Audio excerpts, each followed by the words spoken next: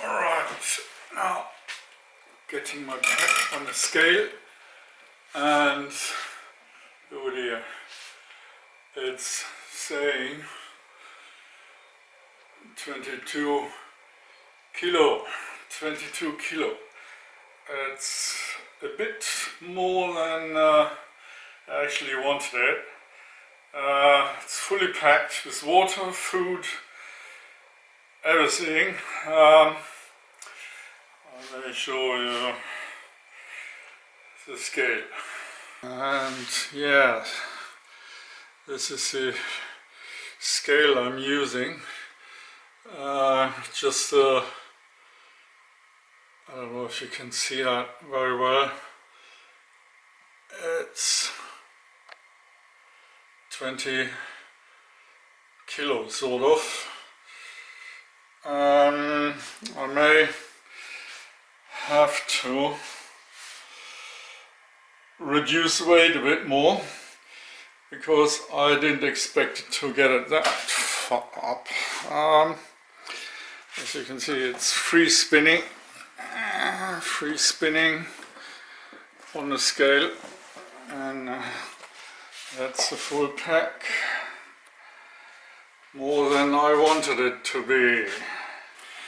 Yeah, I promised you about the water video. So what I did, I wanted to do, actually on my way out. Got my map I wanted to take, got my compass, and this is a pack. Actually, it's a traveling pack completely with everything.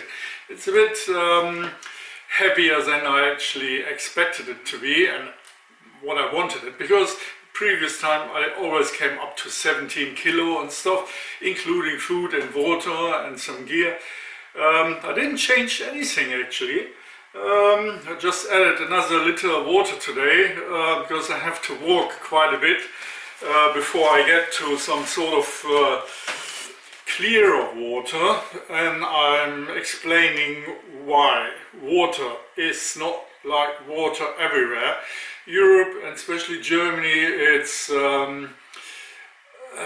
water-rich country, but the surface water is mainly polluted by agriculture and mainly chemical and traffic, and I don't know, it's a bit a bummer. So just to give you a quick overview why I actually reduced the weight anyway, because in my pack I got a small lightweight filter kit for hiking. I do have one of this Katadyn pocket filter, what they call it. It's pocket size, got all the accessory with it, like all the pipe work, cleaning kit, and the carbon charcoal filter. Yeah, so I just wanted to show you that one. I use that in on multiple trips. This one made Andy. It's the Katadyn pocket, and I bought that about 15 years ago or so, and it was always expensive. This is a cartridge, the ceramic cartridge, yeah. Easy to clean, basically. The cleaning kit is in there, and it's perfect. It's a nice piece of kit, and in recent years it actually I treasure that quite a lot, because the price rose up by 150 quid, yeah, for the same unit. And I bought that actually, yeah, must be 15 years or more years ago, and I'm quite pleased with it. And but I'm not taking that today. It's perfect for if you're around with fewer people and need a larger amount of water to clean for camp and a family or just a group. Yeah, so I used that last time on this canoe trip with my mate Andy, and before that on a motorcycle where you can actually carry more weight. But today I leave that at home and go with my little gravitation filter kit, which I'll show you in detail, and that's why I wanted to do an outdoor today. Got my compass, see the full pack, the woolly pack. Today I'm going with that one. It's a bit of trial again, and hope you enjoy. It's gonna be a bit a longer video today. Hopefully I'm on the water today. Now I'm outside again. Yeah, it's about water today. As you can see, I'm out in the local park again. Yeah, just crossing that. I'm going into it. There are a few waterways up here. It's like, imagine the geography is like a hand, yeah? Also hand and fingers, there are rocks, and where the gaps are between the fingers, that's the valleys, and where the water is flowing. So between every of this finger is actually a sort of stream. So I have to go up every finger, down in the valley, crossing a stream and going up again and down again and up again to find a decent water source. I could go for one of this here, like, yeah, but it's in the middle of highly populated areas, and as you know, there are pollutions and mainly chemical and nitrate pollution, so I have to walk a bit, and it's about a 4-mile walk, but as I say, I have to go up and down some hilly bits, and they're not mountains, they're more like, well, you will see. It's a bit a walk, but I'm talking about water, and in a pinch you probably would be fine taking water out of here, but yeah, I wanted to show you the filter and how I'm using that, and I got a special well actually on mine, which I'm going into a bit. Yeah, about all the other waterways, they are highly, I would say, contaminated. I mean, let's say there's industrial around, there's agriculture around with cattle, and I know some of the streams because I have some relatives having a farm up there, and if there's high water, all the cattle muck actually getting washed into the water, and that's actually the stream, especially the one I'm coming across right now. That's in my hometown, and that's where the mill is actually located, you know, and I know where the water is coming from. That's why I'm not taking water out of there. Sunday fishing going on. Well, it's not Sunday, it's a sort of a bank holiday. Now, you're coming to this mill.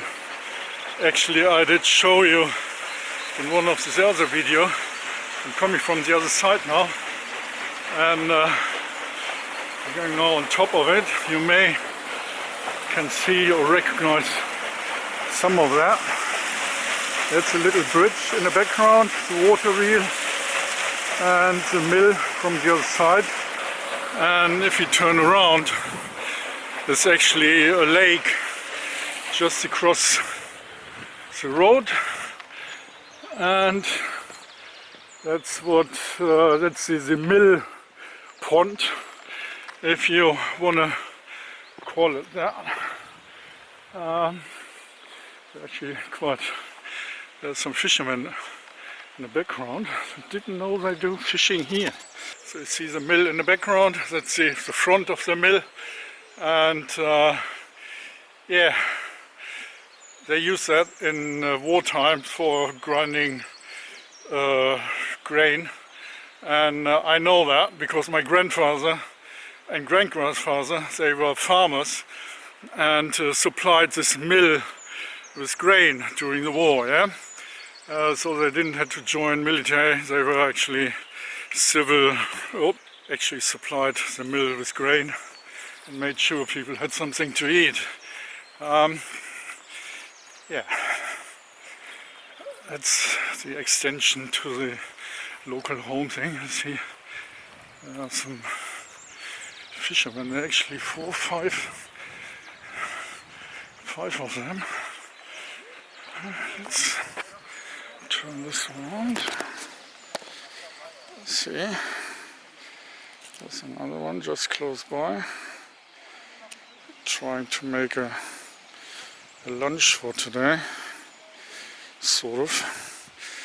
Well, see, that's a local pond that's feeding the mill, the water wheel. And yeah, I carry on. It's a bit like a sleepy morning. It's just all the outskirts, all bloody housing and build up. So I just want to get through there as soon as possible. So everyone is still asleep. It's actually Friday. I call it Karl Freitag. It's not calling like, well, it's not called like that. It's actually a church holiday. So in the middle of the week, people having a sleep in, and only the few fishermen down there trying to catch some breakfast. The locals. Right. I left all the outskirt build up of the small town behind, and that's what I'm actually going up there in the distance. I have to go down the hill again, up that ridge up there in the middle where the electric pole is along. Hold on, there's a car coming up. It's a bit of traffic road up here. And yeah, so and in that valley down there, I mean, I just follow the road, but in this dip there's one of the other valleys with the other stream, and I have to cross that as well. But I go shortcut. There are some farms in the background. I'm crossing them and going past them, and that's what it looks like. All the rapsoil, making biofuel of it, not for frying pan. So they try to, yeah, as you imagine, they need lots of nitrate and chemicals to make that grow properly. It's early spring, it's still April, and it's a bit of a dull day, but it's perfect for hiking with a heavier load. It's not too hot, and just get you a bit onto this rapsoil. You won't believe how bright and yellow that's getting all over the place in the area. In all the fields in the distance, they are like big, really big, bright yellow patches, and it's quite a nice time of the year to do this sort of exploration. But as I say, it's a dull day. You see, it's all grey, but it's supposed to brighten up and get sunny over until lunchtime. So I'm quite pleased of for now to do some distance in the colder conditions. As you may imagine, I got my pack on the back. It got a bit more heavy than I expected it to be, but I filled it up with water, some extra food for myself. Yeah, filling myself up, food, yeah, I may do a bit fry up while the water is getting filtered, so I have to play around with it a bit. Yeah, but it's a bit a test for me as well. I mean, the pack doesn't feel that heavy. I mean, I shouldn't have put it on the scale. You know, you get all this number in your head, but doesn't. Well, I rather listen to my body feeling, and it doesn't really feel that heavy. And I'm used to taking a break as I feel it's needed, just to go with my inner clock, sort of. That's why it's a bit timeless to me.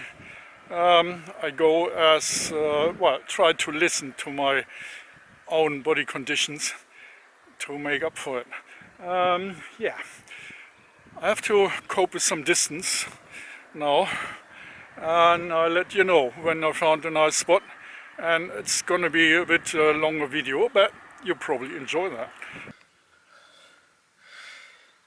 Yeah, slow crawling snail. It's lucky it almost came across the road, because other ones, they are just flattened by cars. Yeah.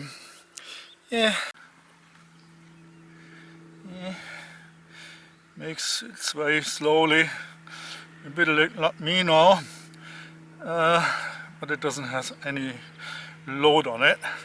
Just try to get into the grass. Jolly bumpers walking around. That's what you have here around in the outskirts. People doing their fitness training, and yeah, as you can see, there for 2 miles of bumps.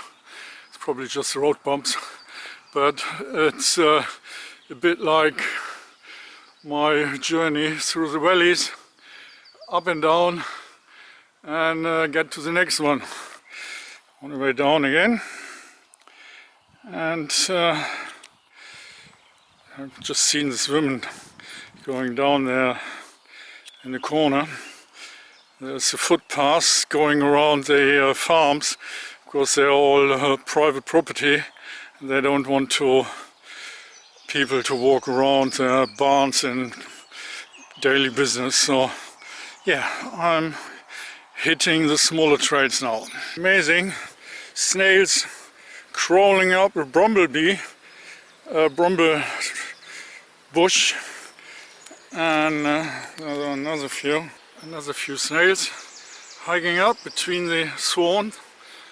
And yeah, as I say, it's still a cool morning, and here you get the little stream coming actually the other way around off the hill.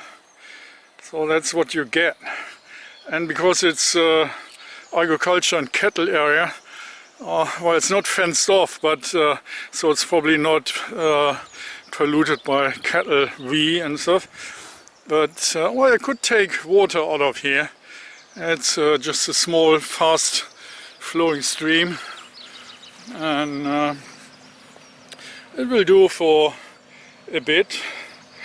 And yeah, that's the sort of area I'm in. Just little valleys, it's all going up and down. And as I see, there's people walking the dogs. Hello! It's just a whole pack. Let's talk about dogs like that. Well, this is a natural reserve area, and people supposed to keep the dogs on a leash, right?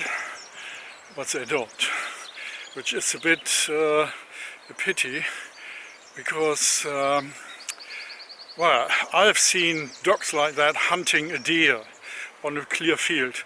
I actually approached this woman. She came there almost every day. I could see her from binocular. I could see the dog chasing, and it was one of these Turkish wolf dogs. You know, the one shepherd, the Turkish shepherd dogs, the big one, chasing the wolves away. A large one. And he was chasing a deer across the field. And later on I actually confronted the women with what I saw. Yeah, she denied it. No, my dog doesn't do that, it's as sweet as pie, you know. I said, well, I've seen this dog chasing, and I tell you what, I've seen deer being, well, chased to death. Yeah, they were actually dissolving, and they run into a fence for panic, and that's not right, isn't it? People, they argue about, oh, it's a dog's right to walk free, you know. But what's about the free? There's the wild animals, you know. I mean, it's a highly dense populated area. It looks like cute, you know, like lots of countryside, and it's nice, yeah. But there is wildlife as well, which you won't see because they're not around on daylight, yeah, or not as such. But if they get chased up by a dog in their hiding, they run for panic, yeah. I mean, you can't blame them. And I know one event, because we had a farm nearby, and that's actually where I'm heading, sort of. My father, he used to go hunting, right? And he was seeing these dogs. There were 3 German Shepherd dogs on the field, and they would come regularly, just like chasing wildlife. And one day he actually took his gun and shot one of the dogs. The other dogs, they just stayed where they are. He could shot all 3 of them, but he didn't. He only shot one and just took it away, you know. And then in the evening, this owner came along. Oh, my dog, my poor dog, I can't find the dogs. The other dogs, they came back. Have you seen them? My father, no, I haven't seen any, and he should care about his dogs. And, you know, I mean, he was quite, like, you know, he has farmer's blood in him. And he didn't care about that. I mean, he was known for shooting cats around the neighborhood, in the village. So he was not, people were actually saying, oh, have you seen them? Take your cats in. He coming along again, you know. I mean, he was a bit on the harder side for that, in that case. But I just thought, well, mention that, because people, they rather care about their lovely pets than wildlife, and put the goal a bit higher on that case. So I carry on. The sun coming out slowly, and I make my way up on this trail. I'm not come very far yet, but well, definitely brighten up. So it's going to be a nice day, and that's what it actually looks like. All the environment around here. You see all these valleys, these meadows, a bit wet in the ground, but that's why the farmers actually settled up in these valleys to have fresh water and for the cattle, and definitely in a sheltered area. So above the ridge lines, it's actually can be quite cold and wet, especially because the weather comes from the west across the Netherlands and just hitting up the first hills, and it's pouring down, and that's why this area is quite fertile and wet. But as you can see down there, there's another stream, and actually that's the one that's feeding the pond for the mill. Yeah, so I'm actually going up the valley, or upstream, but I have to cross that to get down the next ridge line. Some horses up there in the background. I won't see that, but there's another farm. Well, that's what the landscape is like up here. Another little impression on how this meadow with a stream in the middle actually coming along. Get all these willow trees up the slopes, and in the depths get all this farming. So that's actually old houses here. So that's how the landscape is made up. very agriculture, old tradition, and yeah. First break I'm doing, I got my pack off the shoulder now. I walked about, must have been 4 miles or something. I didn't took a pack off so far, and it turned out quite well. Seems to be well packed to me. That's actually what I wanted to know. See, I got my pack on the bench, there on the bench, and I'm gonna have a little bit of water to drink for now. It's a bit getting countryside again. Let's have a quick spin around. Some fishing ponds in the background and the local railway. It's not very busy here, but yeah, the first break, and actually the pack. I mean, consider all the weight I got in there. 22 kilo, full up with food and water for quite some time. I can go with that. So it's a bit to test, and it looks like it works out. Yeah, after, let's say, 3/4 an hour walking up downhill, full loaded, not too bad. So I can live with that, because time doesn't really matters to me. I don't have to do huge distances in short time. I just take my time and see where I'm actually end up, and enjoy the time in between. Looks like there's another train coming the other way. Just get my pack on and move on again. Yeah, we're going down again. So, okay, get all wrapped up. See, actually I wanted to have a look on the map first, which way I'm gonna go. I pretty much know the area quite well, because I'm already getting into my old childhood stomping ground. Yes, it's another train coming up the other way, just a short local train. Oh, getting into the countryside again, and yeah, there's a little bit a meadow in the background down there, and yeah. Oof. All right,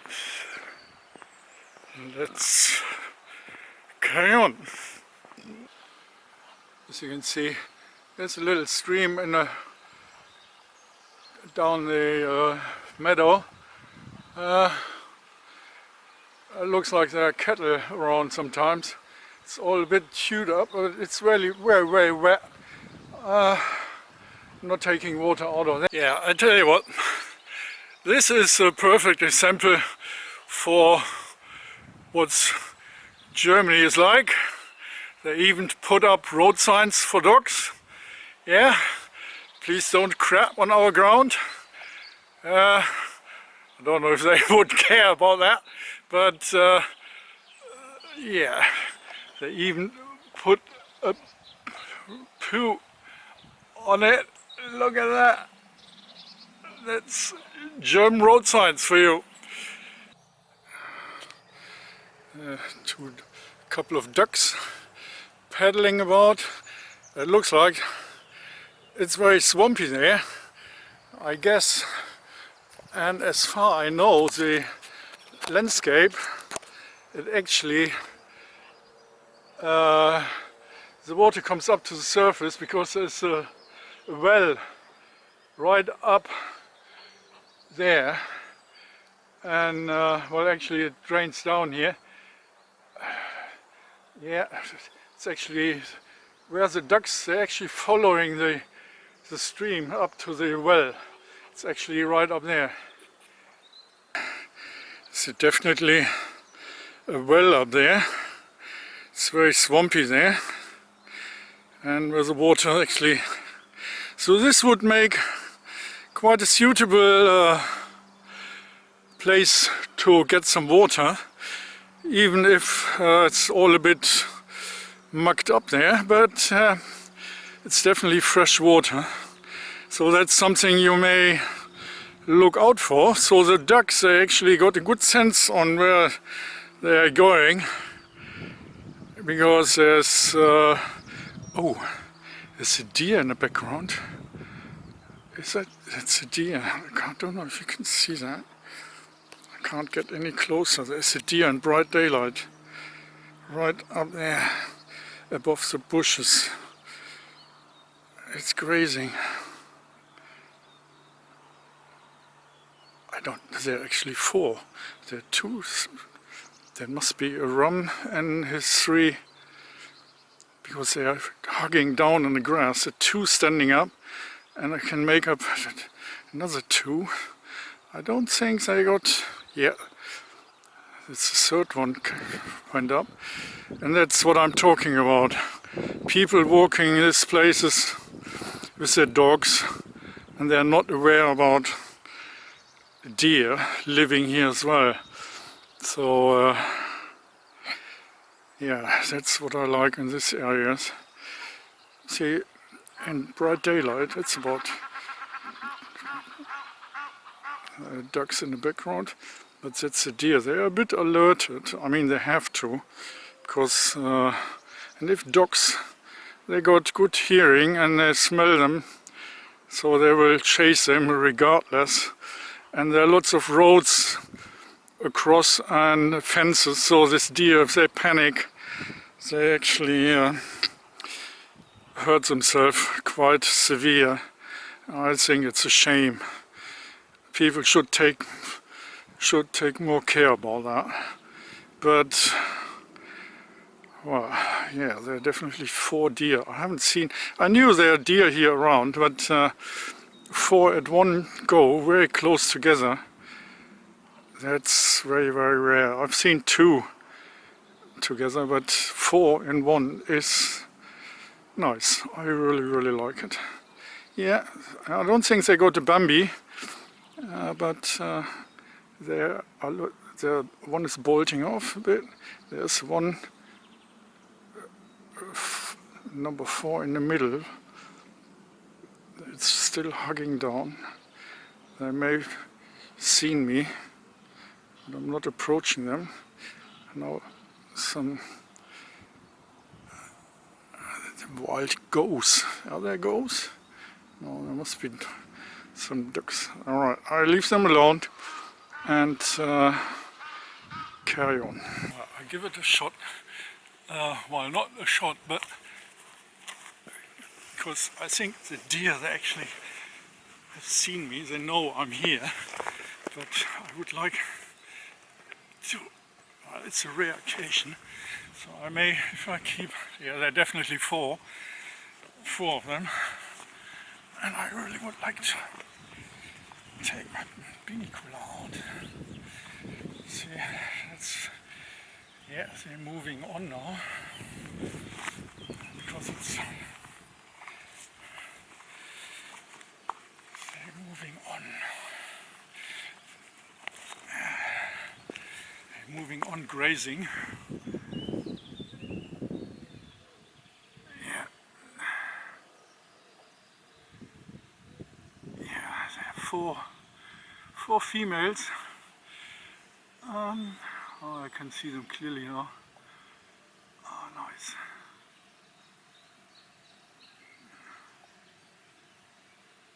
Oh, it's actually a ram, and it's a male and 3 females. Yeah.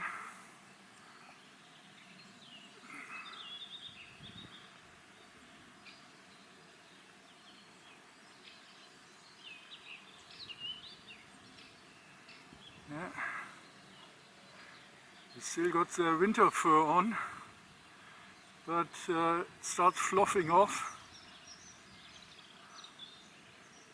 Nice, really nice. I really like this sort of, you know, that's why I got the binocular, especially for that. Oh, it's nice to see this deer. And it's actually, there's a house just across the road, but oh, it's bright daylight and the deer around.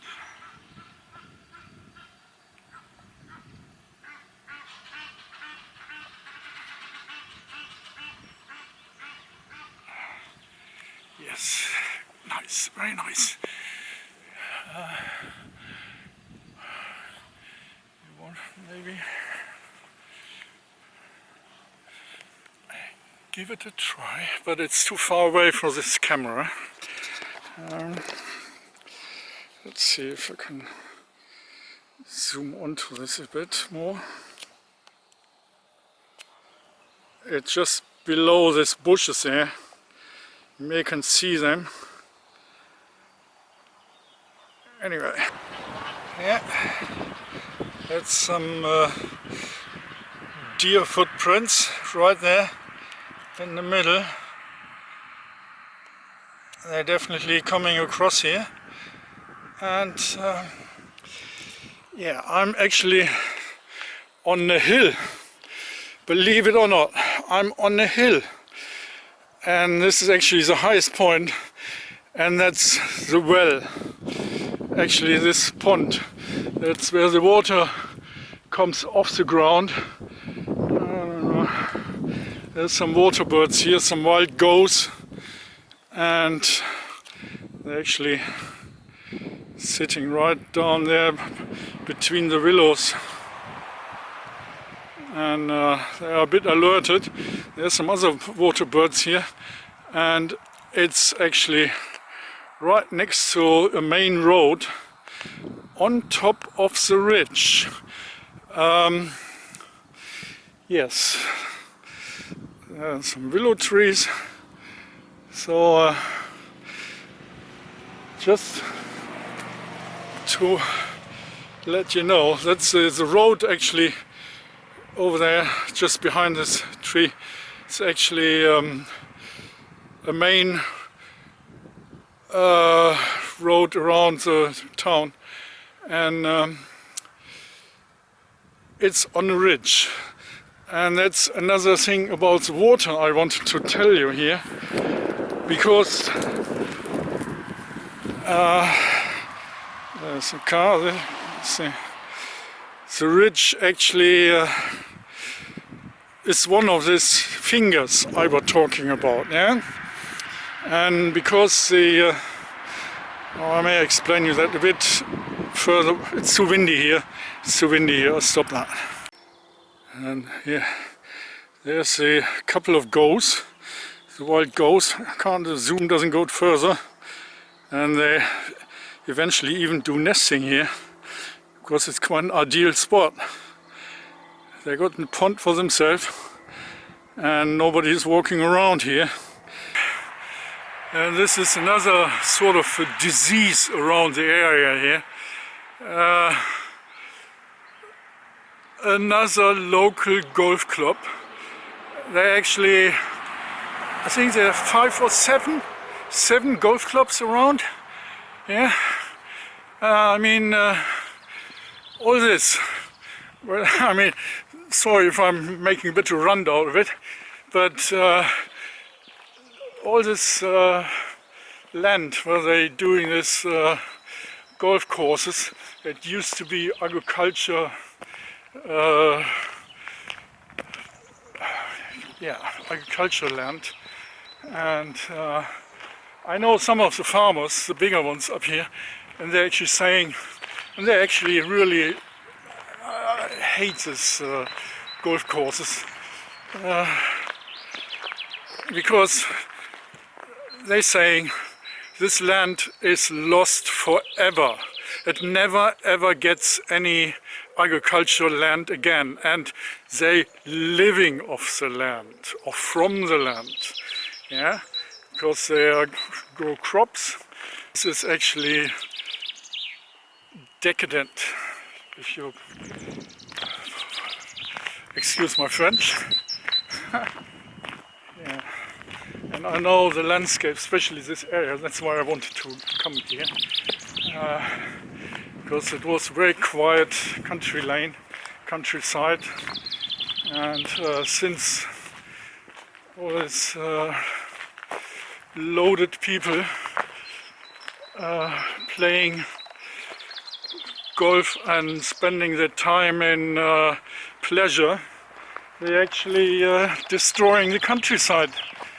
They believe it's nice, but well, they got too much dosh on their feet. And if you look at that, I mean, I'm probably not the only one who's actually taking a piss on them or having a second thought of this lot. Yeah, next to the dog people, the golf people, I mean, they stay on their own, away from the common, but that's a waste. And this was fields, they were fields, cornfields and turnips, and it was a peaceful countryside. And actually a little country lane just went across here, right next up there, and this is all made up with blooming golf course. And as I say, there are about 7 golf places around here, and they're all taken off the land. So no wonder why the local agriculture going down the drain, and I know quite a few of the old farmers who have to give up, like my own family. We lived on small patches, and lots of relatives, they had to give up because they didn't have enough land anymore to live on because of this golf courses here. You see, there in the background, they got all this stuff made up. I'm almost there. I just came across the last ridgeline, which contains a golf course. So this is the last valley I'm on about, and just there in this bush, or behind that bush, there is that well I'm actually up to. So yeah, this is my stamping ground. This is a valley with lots of farms around, and they're quite old. They must be like at least 400 or 500 years old farms. So my grandfather actually bought one of the fallen down ruins and made it up in 1902, where he came from the lowlands of the Rhine. So he got married to a local farm girl here, and then settled in. So you can see a bathtub in the middle of the field, sort of. And if you go across, there's actually another one. Yeah, it's for the horses. And I have to get across this farm. It's one of the oldest one I know around here. Well, one of the oldest. And yeah, as you can see, and doggy people, but at least they got it on a leash. Yeah, this is one of the more, or the wider flowing stream. It's a farm in the background, a wooden bridge, and just past crossed, and here we got water. So what I actually want to tell you about, I was mentioning the geography of this area, the limescale rock, and some people coming around, and above that it's flaked sandstone. It's quite an old area, so it's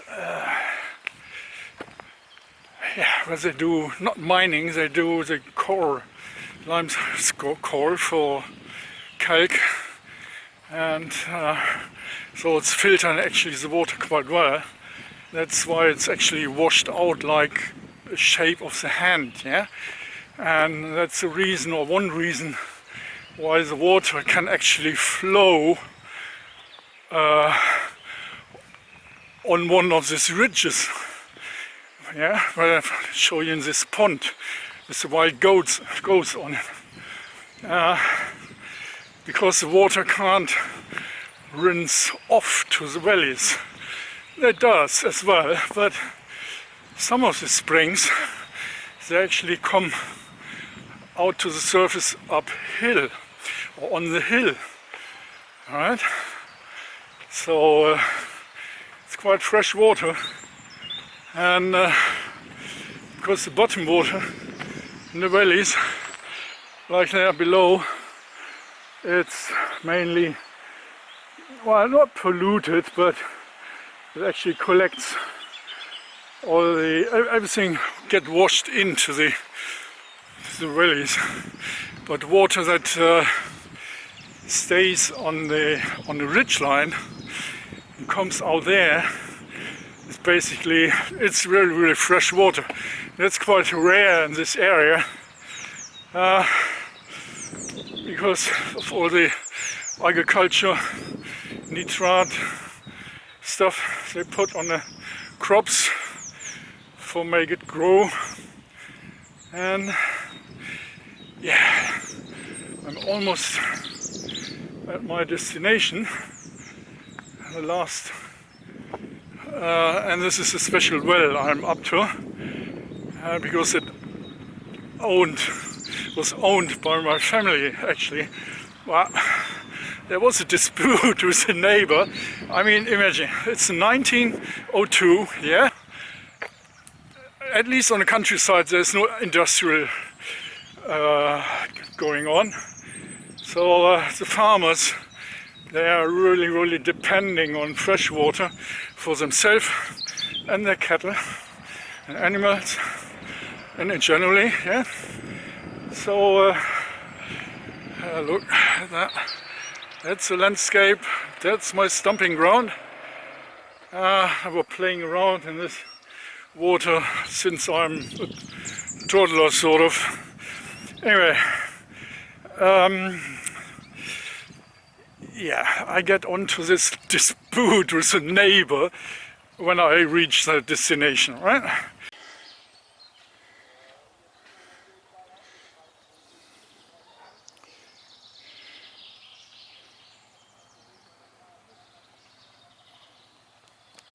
Yeah, you got this old limescale. Well, actually, is it? Well, that's a sandstone wall. This flaked sandstone, and that's what lots of the old buildings are made of. It's getting nice flowers on there, and it's actually wet, yeah. And that's what they did actually build up the cellars of as well, because that's what they call a wet cellar. They didn't have refrigerators at the time, so by condensation, or making use of the condensation, they actually could cool their milk and their food in the cellar. In the cellar they were not really deep. I mean, I remember at our place in springtime, after the snow melting, we actually had always water knee deep in the cellar, because the wall was made up like this, and that was done on purpose. and that's something that tells you about the water as well, because it actually the house was built up on top of one of the ridges, and yeah. Another bit of an impression of the area. That's a stream I was playing around in, chasing frogs.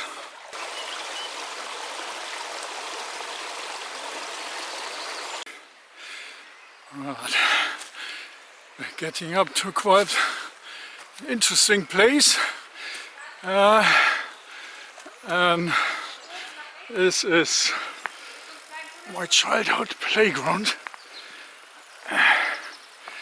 It's a bit on a steep side. Let's see if I turn the way around. Getting in there. So this tree actually hugging or clamping on to that which I guess if it's wouldn't be that old, it would have come down, because some other trees further down they actually did. And get into that. But here you can see how the flaked sandstone actually grows, or is actually laid out. Imagine the layers, they have to be or had been flat, yeah, like that way around, but it's actually upright now. So that's how you can see how geography can change to give you an impression of how that looked like. Yeah, try again. Battery is on again. Well, as you can see,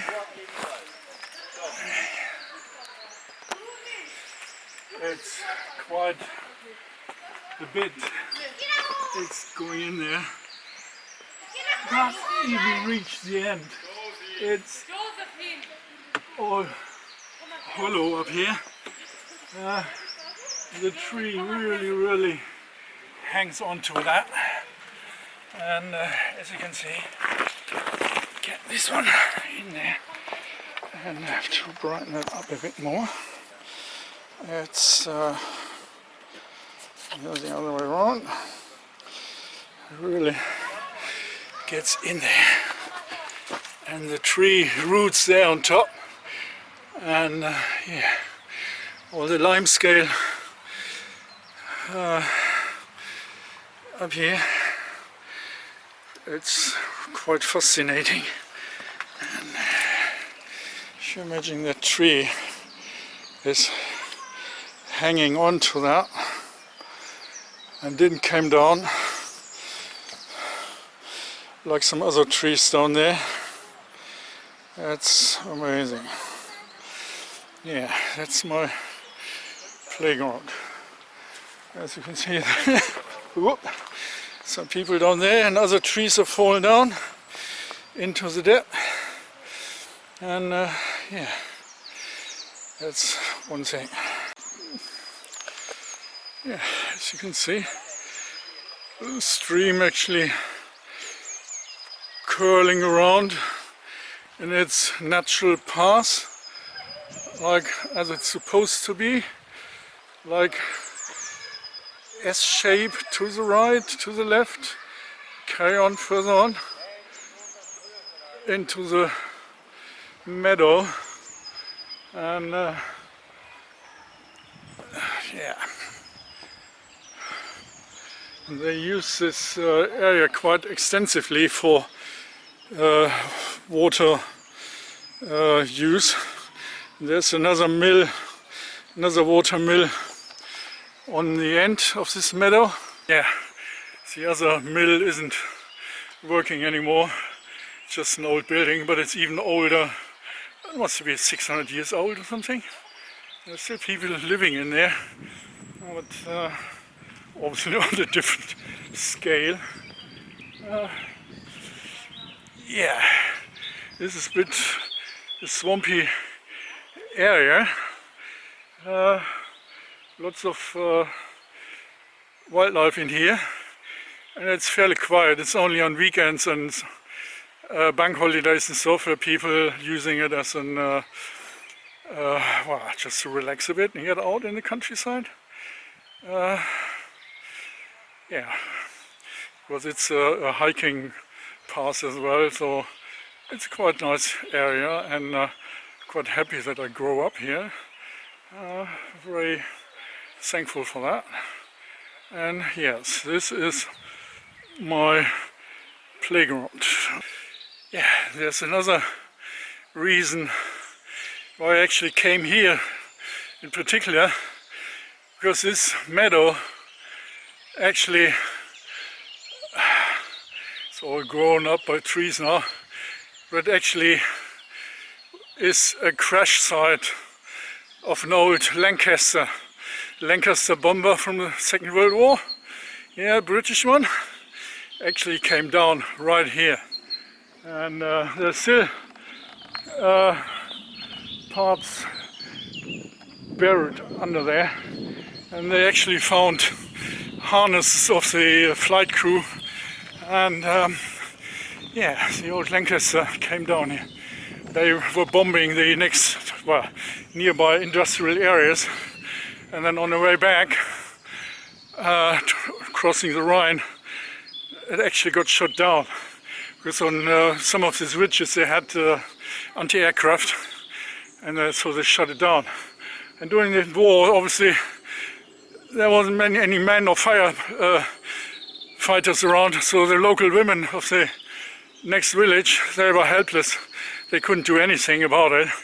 Just, yeah, and my father, he was sort of a 9-10-year-old bugger, yeah.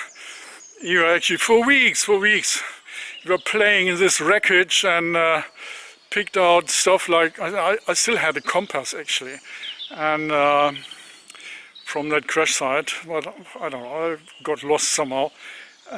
Anyway, but that's because this meadow is on the foot of our former property, you know, the one my grandfather actually bought and got married to.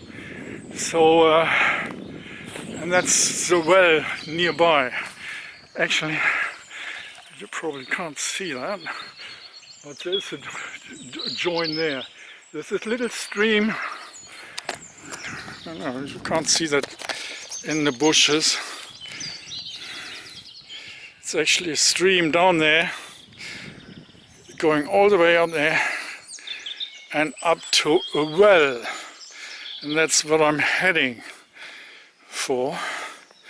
As you can see, there's the slope in the background, the bright green one, and that's actually the foot side of our former field, yeah, and that's where the dispute with the with the neighbor, the next door farmer actually occurred, and still got some documents that shows that from the old Kaiser time.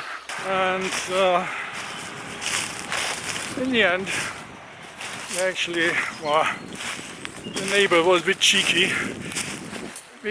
Imagine the well came out a bit like the pond up on that hill where the wild ghosts were roaming around, and a similar thing was happened here.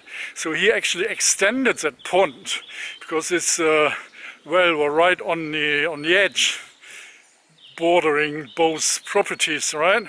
So the farmers were fighting each other who owns the well. It was quite an important issue to them, but in the end, I mean, we got good friends again. We didn't hurt each other, or they probably didn't spoke for a while to each other, but well, eventually the families forgot all about that. I didn't, well, it's a funny story, isn't it? So that's a bit of the history, and that's where I'm actually trying to get into this bramble stuff there. I may not, because I can't get right up to the well, because it's this pond, but because they're leaving it wild. It's all brambles up here. I could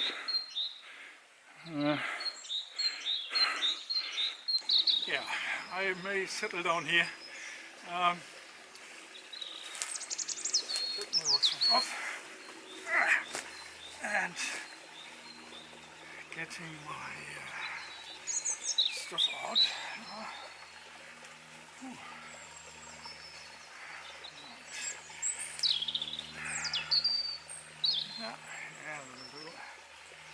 So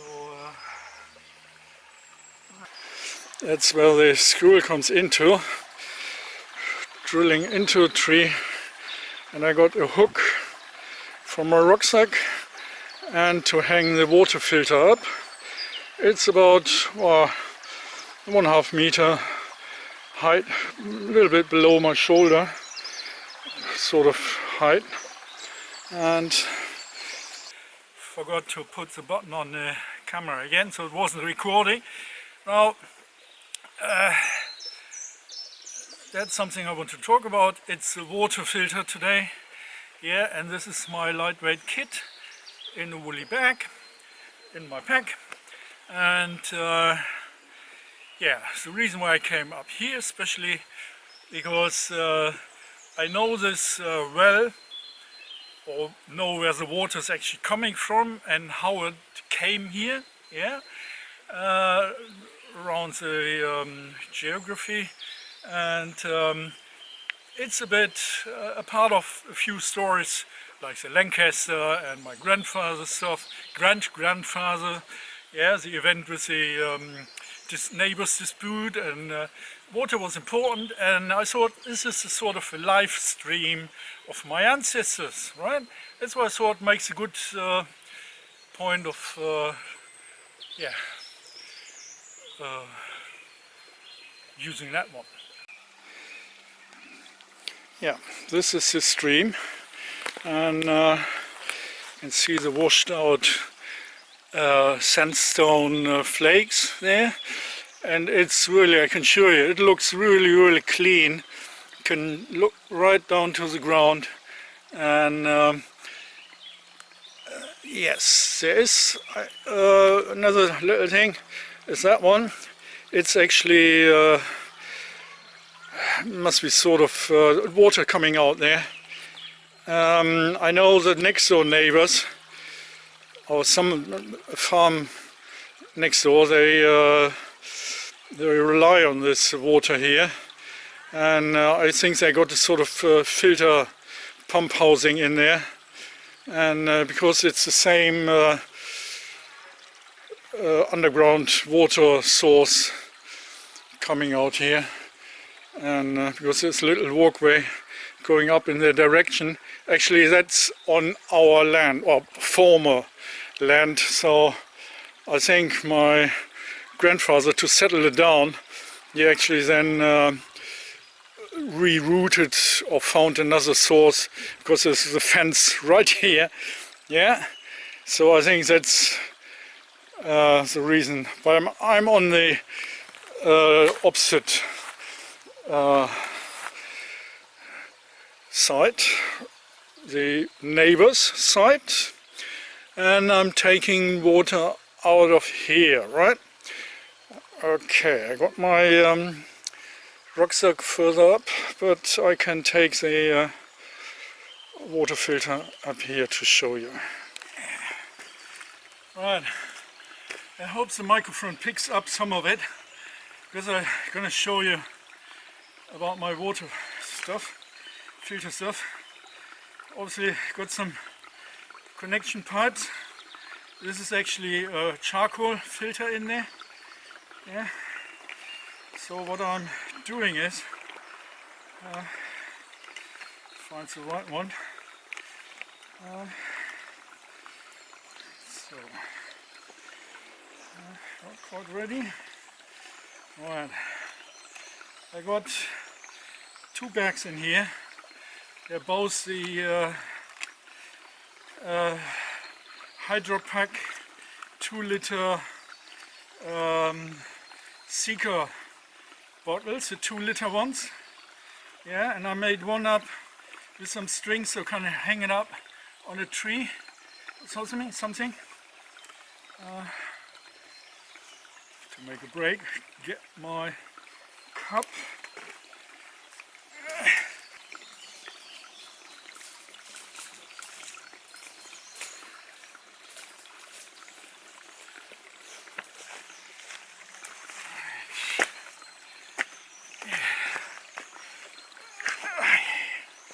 The trouble is, I don't want to stir up the water too much, and the trouble is, these collapsible bottles, they're very hard to fill up. Yeah, so I'm going to use my cup to fill it up, just like that, all of the stream. Like that. Right. Takes a bit patience, but as I say, time doesn't really matter unless it's raining or extreme cold or stuff. But this sort of can take time, and I don't want to rush to steer the bottom up either. Otherwise I will get too much grit into the water, and I only, yeah, it's already a little critter in there I catched. I don't want to have a meat sauce in there as well. Just in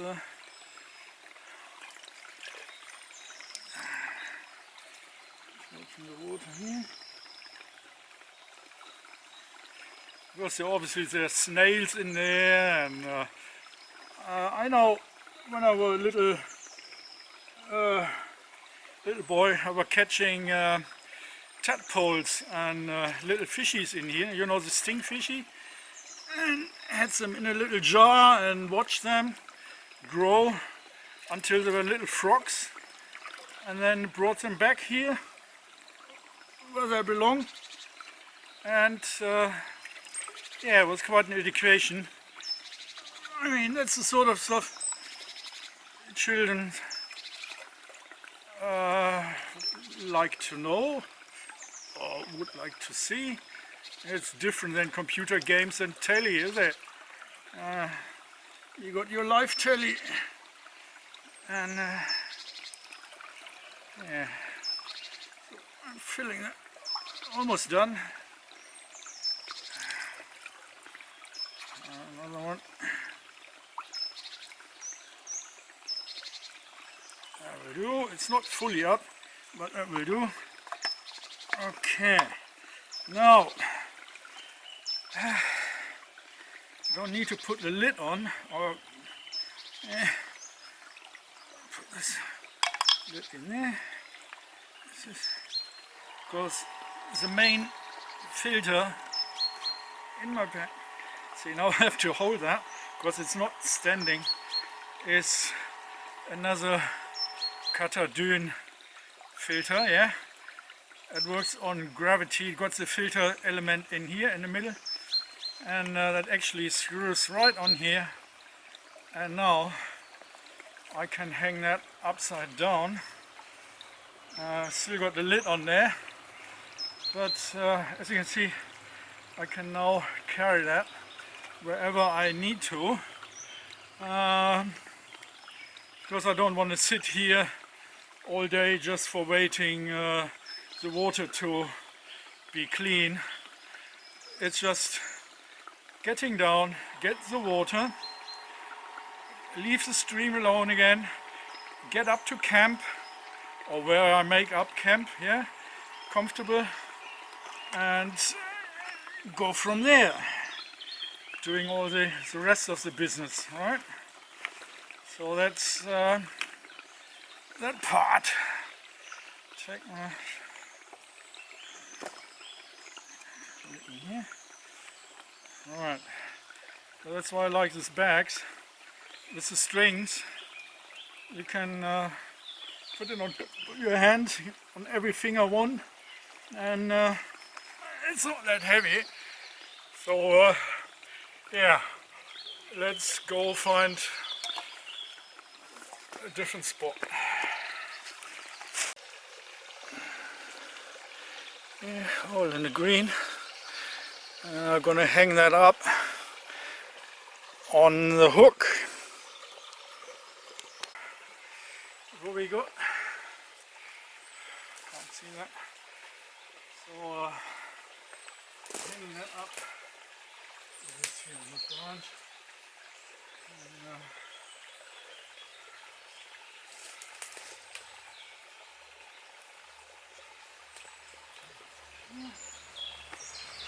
Right.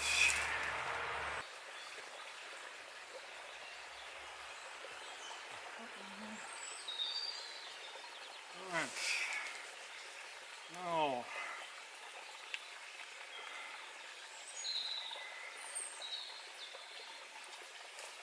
what I got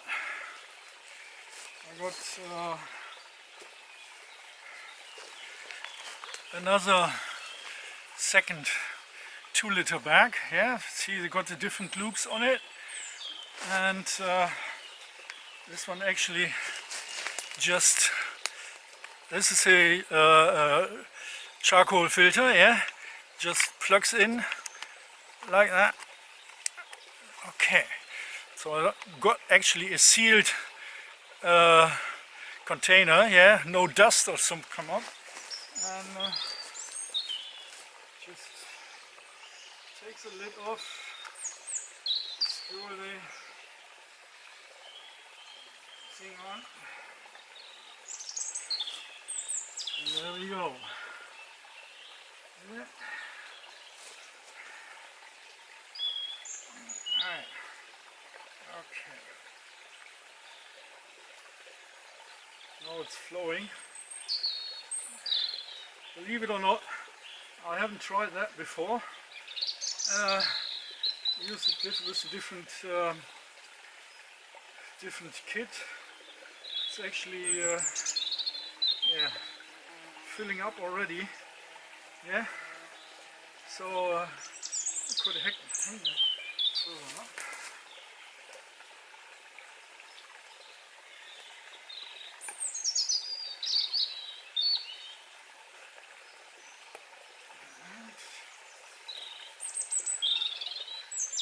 Yeah, it's pouring in there.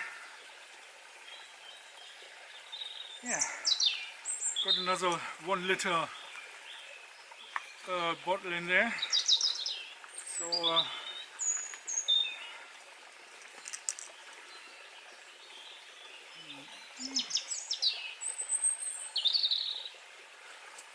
see if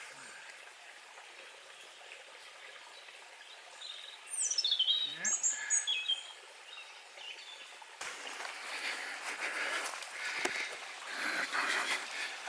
See, it's coming out there and floating down there and into that bottle there, and you can see it's already filling up, sloshing around. Yeah, and it will take a while. I actually moved the lid a bit so the water can actually easier, well, the air can easier rise up to help the whole lot to fill up faster. Yeah, so there's no vacuum coming in. Well, that's what it is. A 2-liter HydraPak seeker charcoal filter, which is then for taste and I don't know if you can see the little bubbles bubbling up, and we got the dirty water, well, let's call it the dirty water container. It's already getting empty, and that's a whole lot. That's filter or getting fresh water in the wild. It's quite an effective way if you know where to get your water and how to do that. So you don't necessarily need a hefty pump. These pump things lately, I mean, they're quite expensive, and for what it is. And in this case, I only have to eventually change the filter, but I don't have to replace the whole setup. Yeah, and I got another second spare one at home, so got a bit spare there. The pump stuff is quite handy, as I say, for fewer people on a trail, if you're with a family or with your best mate or girlfriend, or want to go hiking and you definitely need more water. And consider per person between 2 and 3 liter. I would rather consider 3 liter water per day, even if you don't drink the whole lot, but you need it for washing and cooking, and you know, you always need water to prepare your food and stuff. And yes, what I could do while the water is going through, put the kettle on, couldn't I? I couldn't have a treat and a tea, and I didn't even, I mean, I had breakfast, but it's probably already lunch or sort of, so I could have a bit yummy as well. Spare with me for the moment. Got my trusty felt seat pad out again. Make myself a bit comfortable. The water is well, it's almost done. It's almost empty. Alright, so let's get the kettle on. Put some stuff here. Actually, I only need the hobo today. Oh, hold on, my legs are getting... like that. That one I want. And that one. I'm going for the alcohol stove today because I don't want to make any steam here.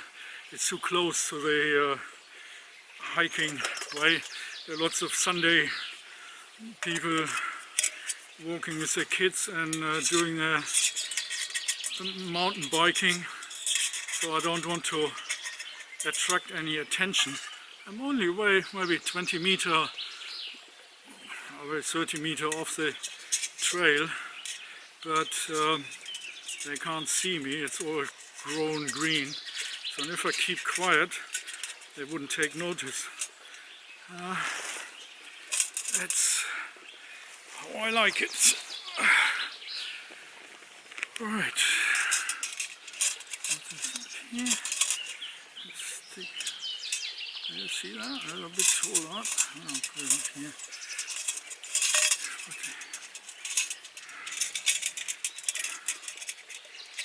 Yeah, it takes a bit practice to find quite.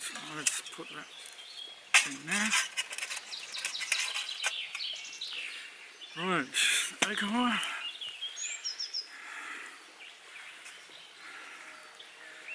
See?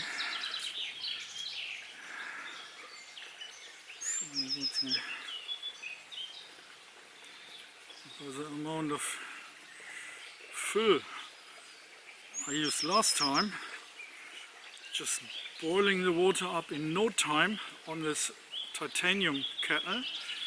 Put that well out of reach. Put that there. Put that in here.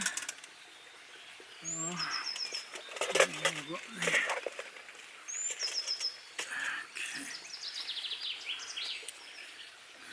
one. That goes in there. Just not losing my magnesium. Put the kettle on.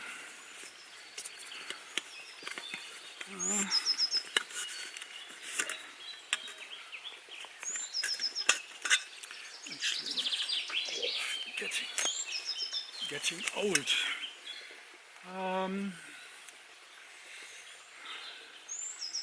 Let's see if I... Oh, it's almost empty anyway. That's alright. So, pop that out. See, I got more water. And still dribbling. Yeah, it's still dribbling. And get my water in a kettle.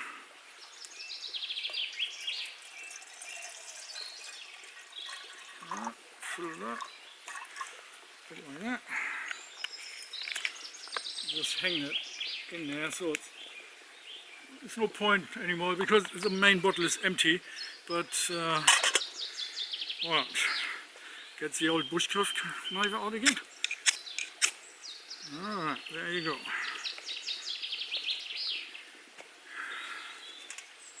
Yeah, the kettle on.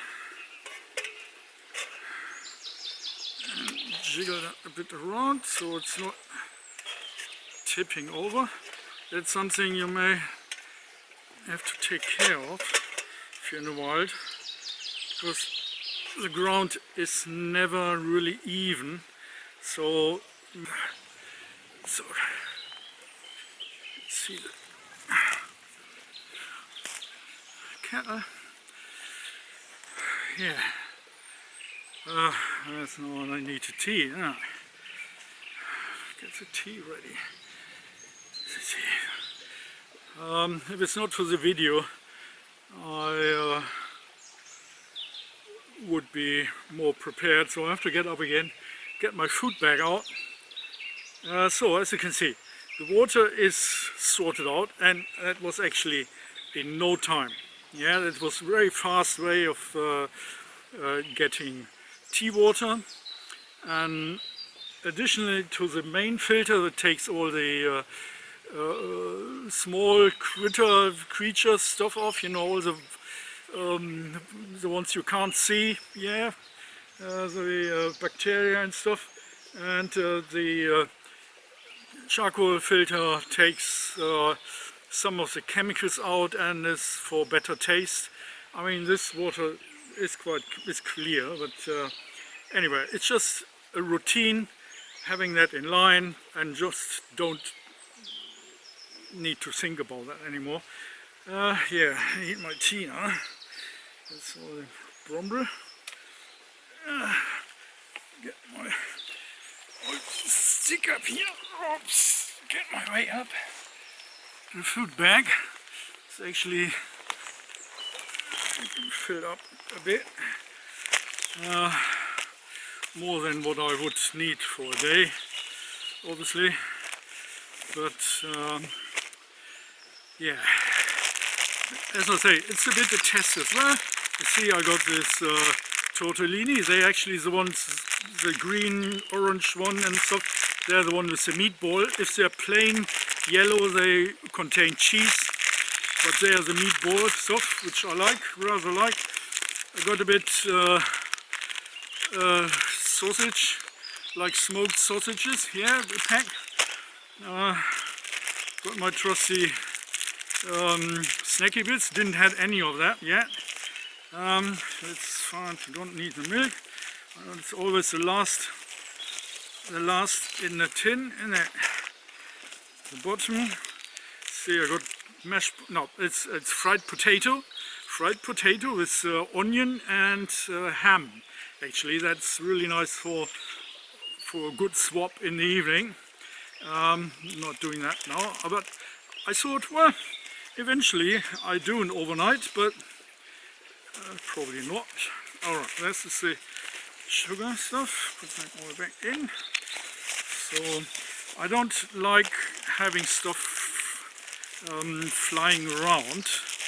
at camp. I always pack stuff away immediately again, because it makes so you don't lose anything. At least having stuff ready is my spoon. Ah dear. See, old. Getting old for that. Far too old for this. But it's nice, isn't it? Nice to be outside. Being the old boy again. Well, actually, I am an old boy now. Having a tea. I'm just checking.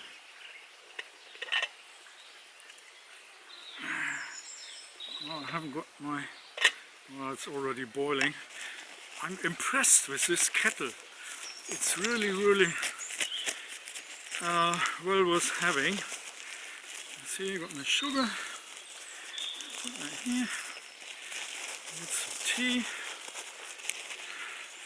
I mean, I have to wait until the flame is gone off on its own anyway, so I got enough water in there so it wouldn't boil off by its so fast. But I'm impressed how fast this kettle works.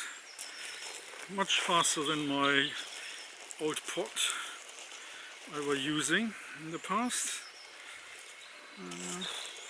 Having a go. Tea in there. So actually I replaced the string with some hemp, yeah, so that wouldn't burn as easy. And let's find the lid. No, it's not boiling yet. It's not even hot up there. Okay. No, got a bit more time. Yeah, so that's a spoon. I can pack that away. Yeah, as I say, I got the Citrus Summit ultralight plastic bags, yeah, the roller bags, and then inside I got my food. In this case it's a tea, and just store that in there.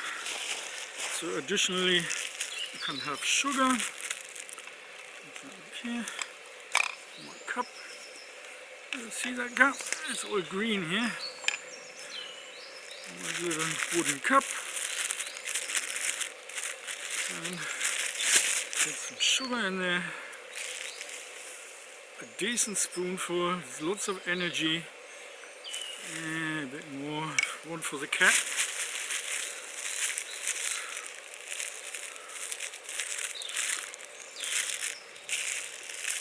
Okay, now it starts boiling. Alright, squeeze that in again. On my own I wouldn't talk that much, probably not at all. I'm a very silent guy actually, but we're doing all this. I'm chatting a bit more than needed.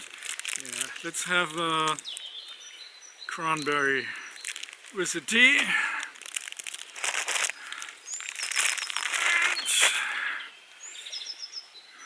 Alright,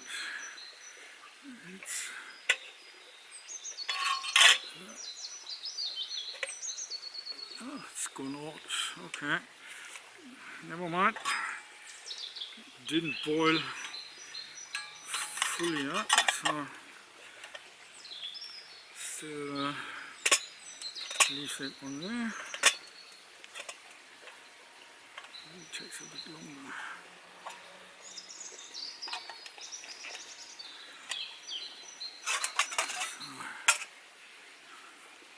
Yeah, and so it only takes a minute to cool down, and that's the beauty on the titanium. It cools down in an instant. Brass and stainless steel is keeps the heat much longer, and you're gonna burn your hands. But with the titanium,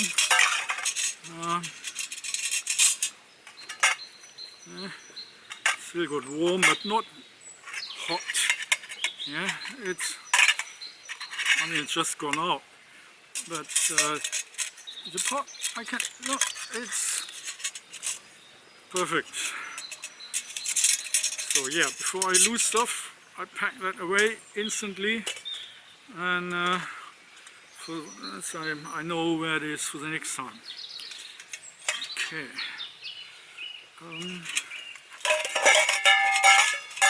I use that as a little desk.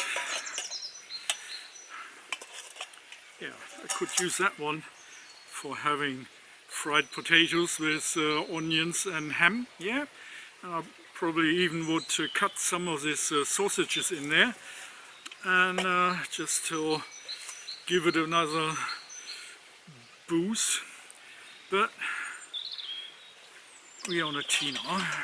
Yeah, it's getting. Yeah, just give it a bit, and yeah. That's about the water, isn't it? I mean, you may imagine how important water is. I mean, you can have dry food, yeah, but you still need water. And if you imagine, I could go with this pack, yeah, and this quite a hefty pack. I could probably go, well, if I would push it, really push it, with breakfast, snack, and at least a week, yeah, if needed.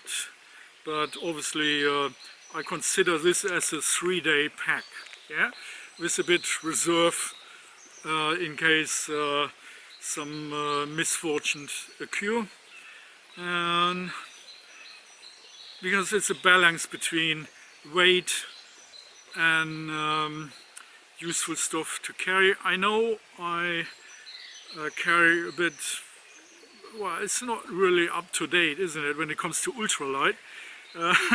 They would say, well, what the heck is he doing? But I enjoy the haptic of the stuff, you know, the wooden cup and stuff, and it makes life in the woods sort of gives a bit culture to it, isn't it? And you're not like, you don't feel like a survivor on the last edge, yeah. You got a bit humanity with you, and I think that's well worth carrying a bit extra weight. And if time is not a pressure to you, like today, I just, you know, wandering along and look what's crossing my way, or where I'm crossing others' way. That just makes it nice and enjoyable. Alright, let's see if the tea is coming along. Had a bit of soak. Yeah, looks dark enough to me. And it's already cooled down a bit, so I don't have to worry about the cup getting damaged. And so yeah, so this is a 350 milliliter cup. It's the same size than the 350 milliliter Kupilka cup. I measured that out, yeah, tipped one into each other. It's exactly the same, so I can use this for porridge, tea, and just little snacks like that. Yeah, and have my wooden spoon. Yeah, that's a nice tea coming up. Oops, a bit greenery. Oh, yeah. My knife. Having a snack. So yeah, it's cold now, dead cold, yeah. And with this little thing, I mean, got the hobo and the alcohol stove, oh, my legs, and got two options. One, I could actually put up sticks and twigs, but I didn't want some smoke and people get aware about that. It's just across there, and I can't see anyone yet, but maybe, yeah, there's someone sitting on that bench, yeah, but they can't see me. Even if they can hear me, they probably wouldn't know. Yeah, okay. Having a bit of snack. That's definitely someone sitting on that bench. They probably just want this back to me anyway. Let's see, other way around.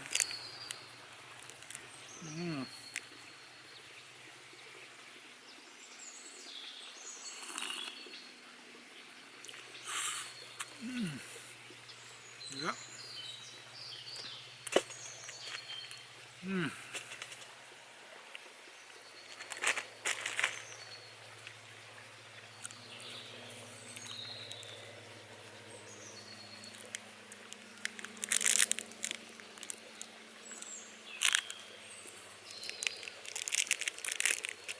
The rubbish goes in the food bag again. That's why I got some spare plastic bags in there, so I can use them for litter.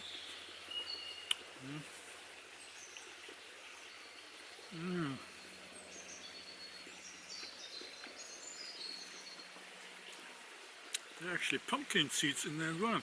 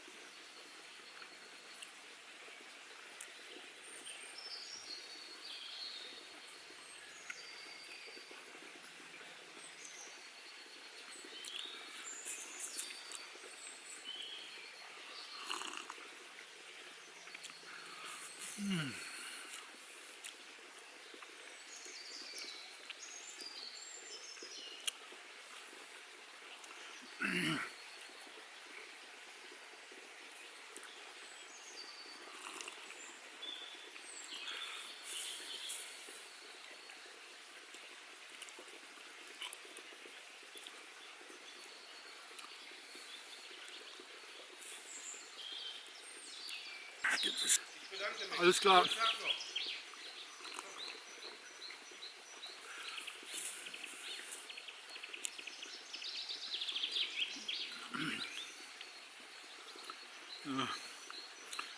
Someone with two little doggies.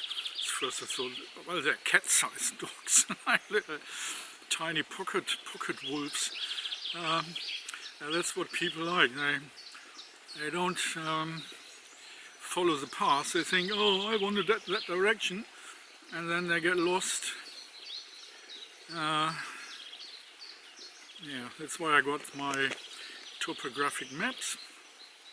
I mean, I know this area like my own pockets. I know my way up there.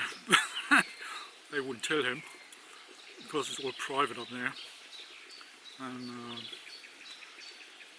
yeah, don't need to create more hassle than possible or needed.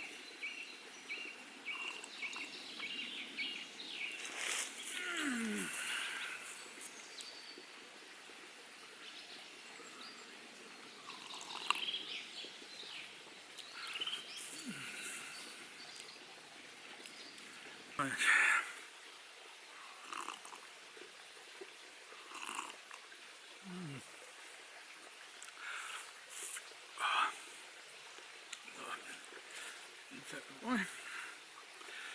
Yeah, actually what I'm doing, well, for the water-wise, because I got all this water in here, yeah, and I don't want to waste that, so that's why I got an empty bottle here. Yeah.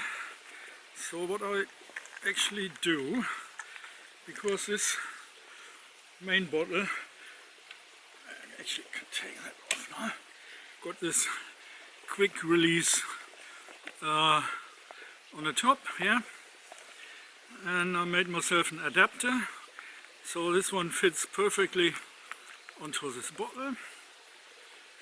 Yeah. Get that one there. Yeah. Yeah. Should work. It was working. Supposed to fit. Don't tell me it doesn't fit. Yeah, it does. It's a bit. Is that a different model? I don't believe that. Is that a different model? Because I can't believe that. That's made for that purpose. Because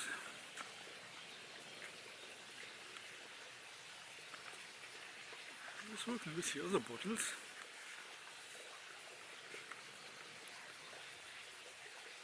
Oh dear, that's a bit. I don't understand that. It was working. Why is that?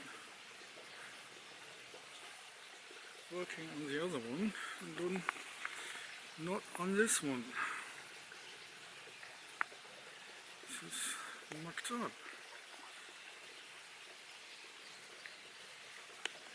Anyway, the idea is having that on the bottle,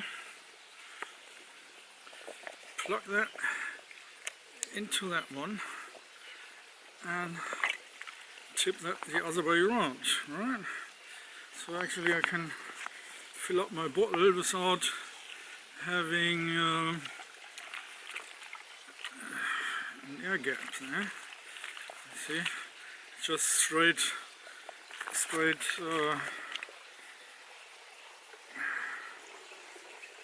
whoops, that's it. Oh, it's wasted. Never mind. It's enough around. Anyway, so as you can see, that's the idea of having the. I have to check that out. It was working. It's the other bottles. I know I bought a few bottles later on, but why is that? I don't know. Is that a different? Swear.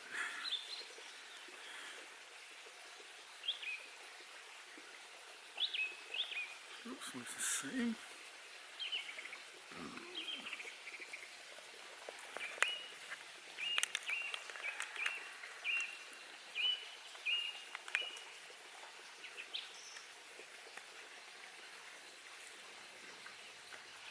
Yep.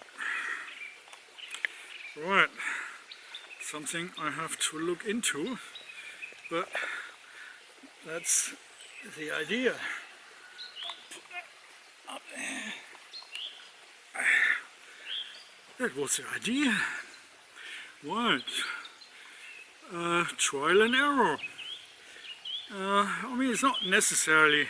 I could just pour it down by hand, and but I'm a bit disappointed because that was the whole idea of. I have to give it a try with the other bottle. The other water bottles. That's not what it's supposed to be like.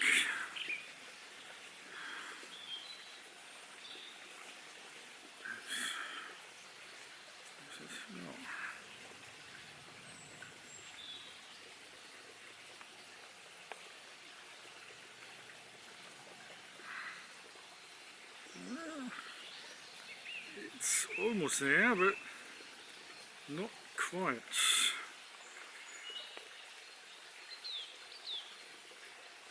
Well, I have to work on that.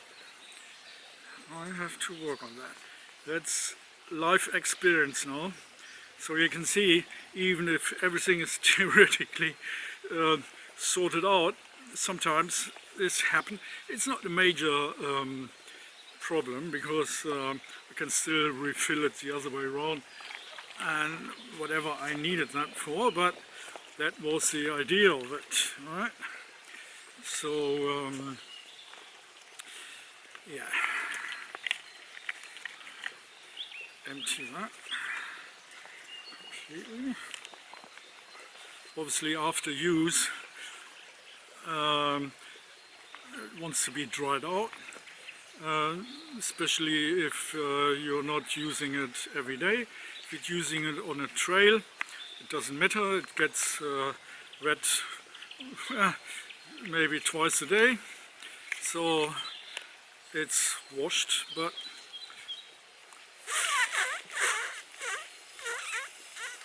even the filter, yeah, and it goes everything back into the pack.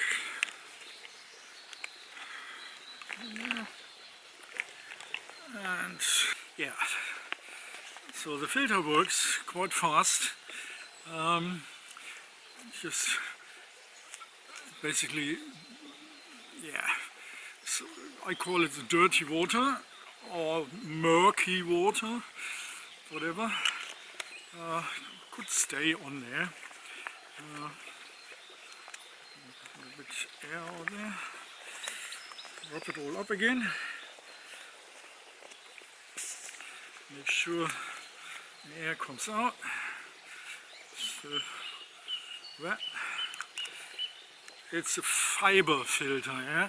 It's not the ceramic one, but it does quite a good job and very recommended among the Muppets like me. Yeah, put that all back. And now, I don't know what time it is, but it doesn't matter really. So, as you can see, that's the water filter kit. Yeah. And I've got some spare water now. I mean, mind you, I still got plenty, but sometimes, like this, you know, you've seen, it's the opportunity for getting really clean water now, and it's not that hot today, so I wouldn't need that much water anyway. But it gives you an idea. I got a snail on my cat. Yeah, there's a snail creeping up on me. I don't want that in my. You go there. Don't want that in my tea kettle. And because they can carry some diseases. And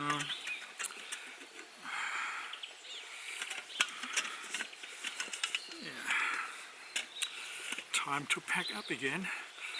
And but that's mainly what I wanted to show you about water and the importance of water, and having a bit of test trail for my water kit.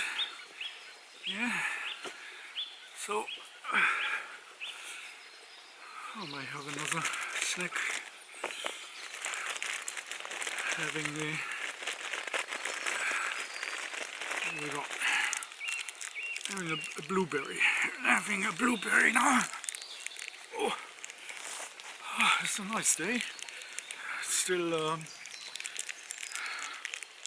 I guess it's still early. Can't take my sun compass out. Well, I could take it out, but there's no sun. So it's, yeah, must be around just late lunchtime or something.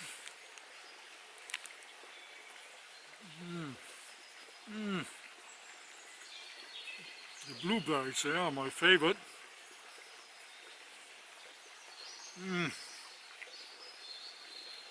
Unbelievable.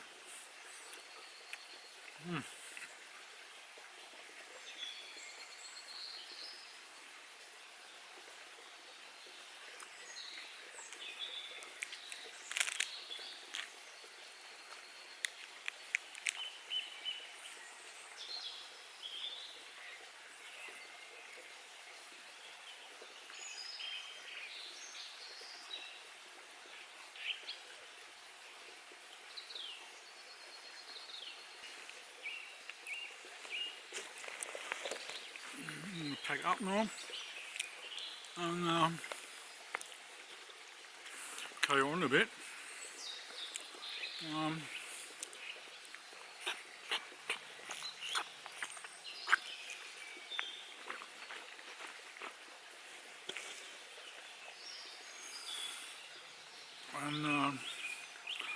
Yeah, make my way back.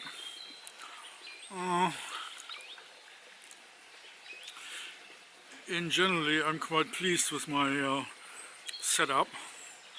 The rucksack, yeah, and what I got. Yeah, the water, the connector on the water bottle. That's something to look into. But in generally, even considering the higher load of kit, I still think it's well worth it. Fresh water from the life spring, so spring of life, the ancestors' spring of life, gave me a nice cup of tea, and I'm ready, packed up again. So it's time to make my way home to get this footage sort of squeezed together for you. And I must say, well, before I say goodbye here to the plot, the whole purpose of all these videos, yeah, they're actually dedicated to my old friend Andy in Gloucester. Yeah, he always, well, not always, but quite often he has a bit an unfortunate every few years, yeah. So we had to delay our trips together, yeah, hiking, biking, canoeing, yeah. And this is a bit to cheer him up, not to make him jealous, yeah, explicit, not to make him jealous, but he asked for it. He asked for it, he was bugging me, he was actually nagging me. What's in your pack? Get on with the video on what's in your pack. So that's the main reason for all the ones of you who don't know about it. This is the explanation why I'm doing this. Yeah, yeah, it's fun as well, and that's the one. Yeah. So just wanted to tell you that. So now I make my way out of the brambles and back to the path. There's still lots of people walking around now. It's always on bank holidays. And it's a major hiking way. So just get my way through and see you in a bit. Just a little sample how important water used to be for the locals, especially the farmers. See, that's a stream from the well. I just had my tea, and actually here in this meadow they use this shutter for controlling the water.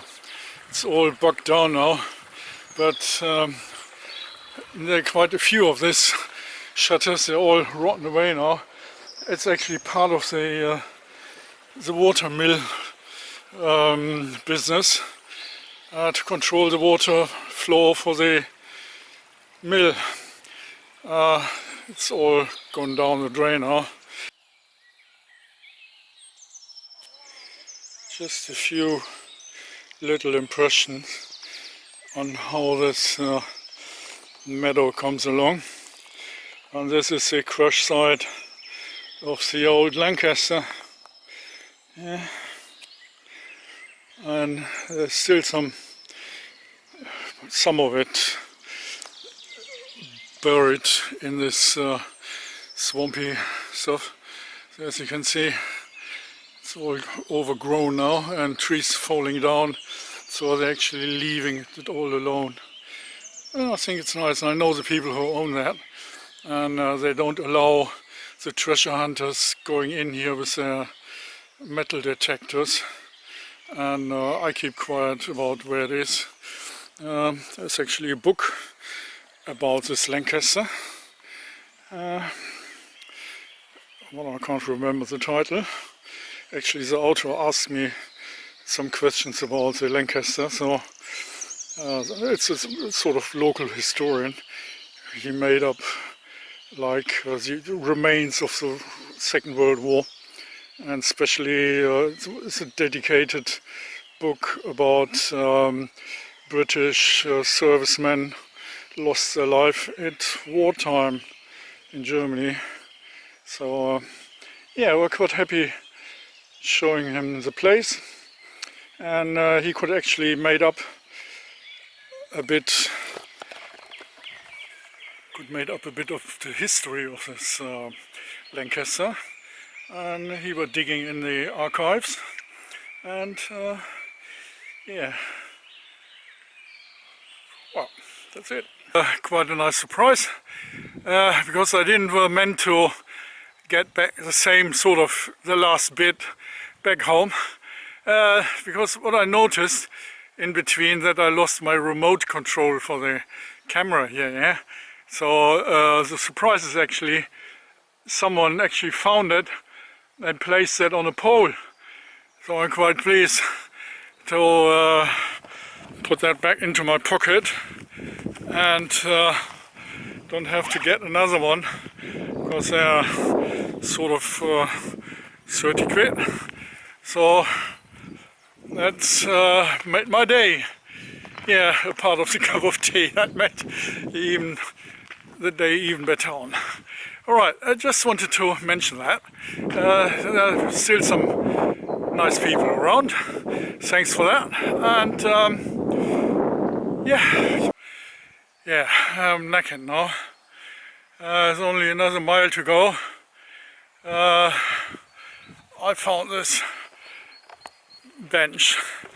There are actually not many benches around in the area where, see, I can put my rucksack down, and I don't know why they got quite a few walking paths around the area, but not much for resting. Ooh. That was quite a walk with a heavy load, but it's a bit a test as well, so I could have taken some stuff out, especially the overnight stuff, and yeah, I got the canvas tarp and the better flex, a woolly one, and sleeping bag and all that in there. So, and with all the food, but in generally, yeah, I know this woolly pack is a bit not on the lightest side, but well, it's still sort of lightweight. It's I may have to explain a bit. I used to go with the canvas and with the nylon stuff and the ultralight stuff, right? But when you got the ultralight stuff and they got the right capacity, you're still loading up with eventually useful gear, right?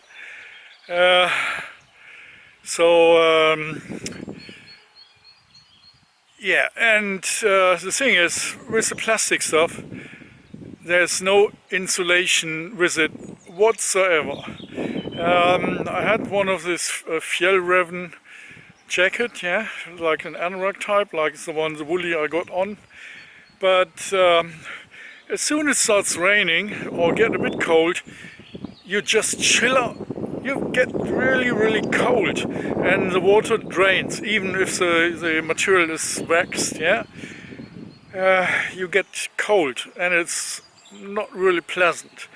So with the woolly stuff, yeah, it's maybe a bit, well, it's not really much heavier, it's just a different material. But you don't freeze, yeah? When you get wet, and actually I'm sweating underneath the woolly stuff, but I'm not feeling uncomfortable. I'm not feeling like boiling in my own juice, sort of, yeah? And I'm not getting chilled either. It's rather the opposite way. It's quite a comfortable way of having layered up, right? So that's the same with the rucksack and stuff. And a part of that, it's really quiet. The deer didn't get disturbed, and other animals didn't. So I'm quite pleased with that. And definitely going further into that. And I may have to shift a bit around, but as I say, it's a test as well, and it's worth it, and I'm definitely gonna carry on that path, yeah? So don't wondering about if I'm on a woolly trip, but it's well worth it. Maybe it's getting difficult if it's really getting hot. Yeah, I mean today it's overcast sky. I thought the sun would come up eventually a bit more, but it didn't. Still overcast, grayish, dull, but it's slightly breeze, and it's alright to me. So yeah, I'm looking forward getting home, put the samovar on and call it a day. Another mile to go, and playing around with this footage. I may have to cut it into two parts, but yeah, that's how it is. See you in a bit. Alright,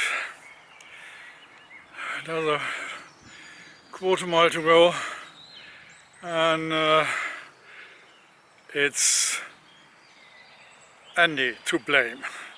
Yeah, definitely. Andy, my mate, it's your fault.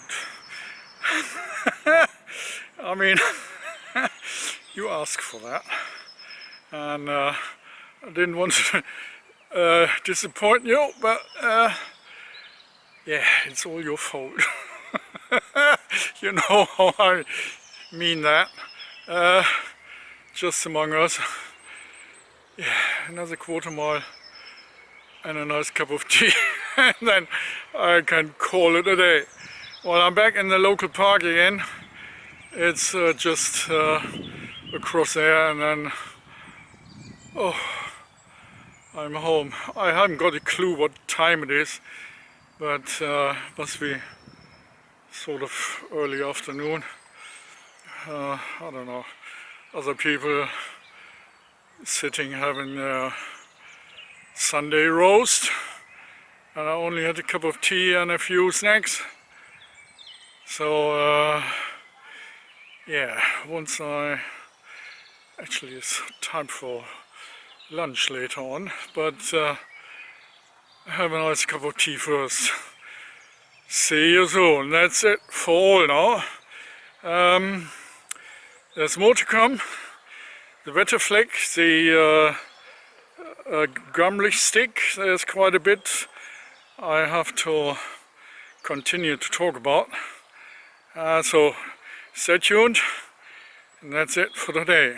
Bye bye.